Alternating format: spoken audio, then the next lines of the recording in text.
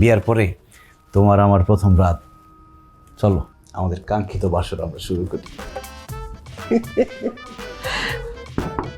ও ওরে ডালের মধ্যে কাটা কে?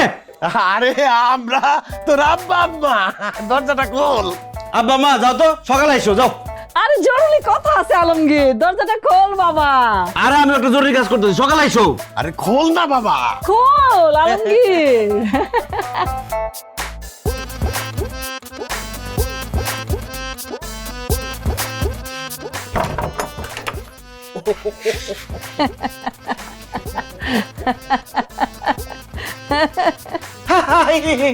কি সমস্যা, কি হাসতেছো কেন? এত রাত হয়েছে, ঘুমাও না? খুশি টেলা ঘুম আসে না তো? তোর কাছে না 50 লাখ টাকা আছে? বেশ বড় গয়না আছে। আমরা তো এখন তোর চাচা খালু সবার থেকে অনেক বড় লোক হয়ে গেছি। দে দে আমার ওই 20 ভরি গয়নাটা বুঝাই দে, দে দে দে। আর আমার 20 লাখ টাকা দে দে দে। এই রাত বিরাতে কি পাগল হয়ে গেছো? কি বলো তোমরা এইসব? 20 লাখ টাকা, 20 ভরি স্বর্ণ, এত টাকা গয়না আমি কোত্থেকে দেবো তোমাদের?